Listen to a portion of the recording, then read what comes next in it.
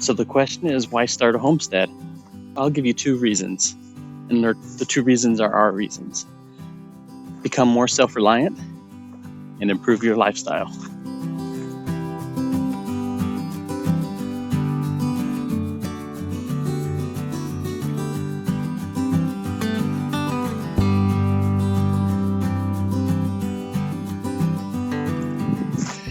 So right now I'm walking around our home and gonna explain why those two reasons are important to us, and that's the reasons why we chose to do a homestead. Being self-reliant for us means that we're self-reliant for our water, for our energy, for our food, and for our income.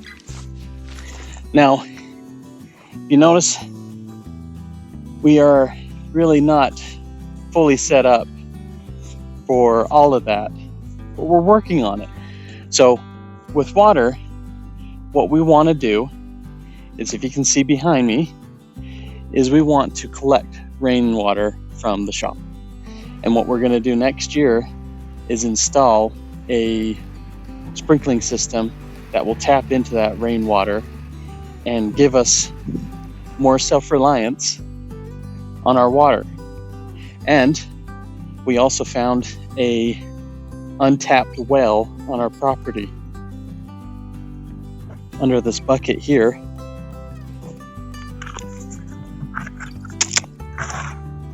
we found a well.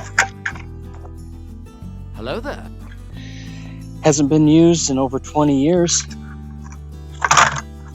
but we want to test it out and see if we can utilize that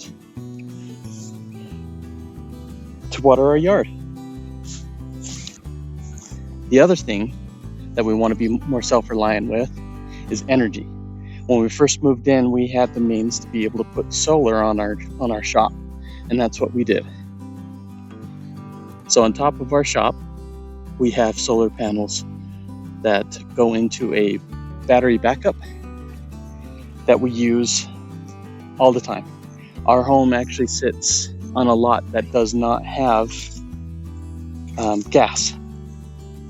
So we rely fully on electricity. So in the winter, it gets a little bit dicey. And that's where this comes in. We are in the process of using firewood for our primary heat during the winter. So 2 years ago, I made that wood shed, and it's actually a pretty good shelter for our firewood. To heat our house, we use about 6 cords of firewood. So it's a lot of firewood that we need to get.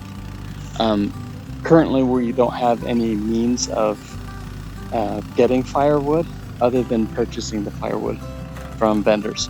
So next year, we're going to be looking into seeing about getting a firewood permit and being able to go and getting our own firewood. Another thing that we are in the process of doing is getting more self-reliant on our food. As everyone knows, a couple years ago, eggs were really hard to get, and they were really expensive. They ask you how you are, you just have to say that you're fine when you're not really fine. So everyone and their dog that could got egg-laying chickens, and that's what we did too. The first thing that we did when we moved in was we built a chicken coop and got ourselves 7 egg layers. One of those egg layers, it turned out to be a rooster. And there's a rule in our homestead: if you can't pay the rent or have a purpose, you're out. Give me rent. So currently we have 6 egg layers. So we're averaging about 4 to 5 eggs a day with these egg layers. And in the winter, of course, they slow down and give us less eggs. We're also trying to do a garden. You can see here, we are trying to grow some things in this weed patch. This year we wanted just to see if anything would grow. This is the first time a garden has been introduced on this lot, and we are able to grow a lot of stuff, including weeds. Next year, when we put in the irrigation system, we'll be able to focus more on the weeds and less on everything else. So, water, energy, food, and also income. Currently, we are not able to quit our jobs and live off the land, but we're hoping to be able to get a little bit more income in the future from our produce and from the projects that we have going on in the shop.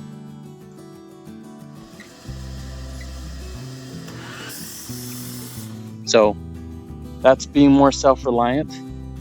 The others is improving lifestyle. So improving lifestyle for us, healthier food.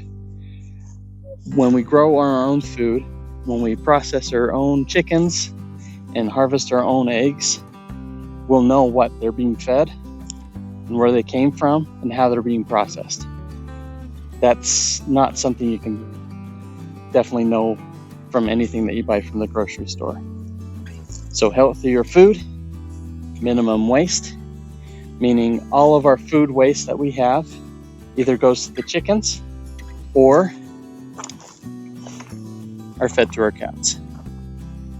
Anything else, like the kitchen scraps, parchment paper, paper towels, you name it that can be biodegradable, goes into our compost. We have a 3-stage compost that we use. It's kind of our system that we've set up where we use one compost bin for the full year. We turn it throughout the year, and then at the end of the year, we don't touch it. And we actually don't touch it for an additional 2 years. So for each bin, it sits for about 2 to 3 years. So right now, we have the one bin that we filled up last year. So right now, that one bin has been sitting for about 20 months. And this middle bin is what we've been accumulating this year. And then next year, we'll be starting that one. After that one is filled, what we will do is we'll harvest this compost, and it should be fully ready to put in our garden. Now, I know there's a lot out there that are saying that we can have compost faster, but we want to have as minimal work as possible. I'm lazy, and I'm proud of it. What I want to do is I want to be able to find easy ways to do things that isn't requiring a lot of work. I want to work smarter, not harder. And you'll see that a lot, including with our chicken coop. Our chickens are set up on a watering system that is fully unmanned. And we also have chicken feeders that I only have to fill up once a month. And the last thing that we want to do is have a beautiful home. So it's not all about putting produce, putting gardens, having an area for chickens. It's also about beautifying the yard. We were lucky to be able to find this home that sits on a corner of a farm plot. It's all agriculture. So this is what we have to look forward to every sunset. With it comes a lot of work because there's a lot of wildlife that creeps into our yard and a lot of weeds. But we want to have a functional and beautiful home. So the question is, how do you homestead? How do you start a homestead? I live in the city. I live in the suburbs.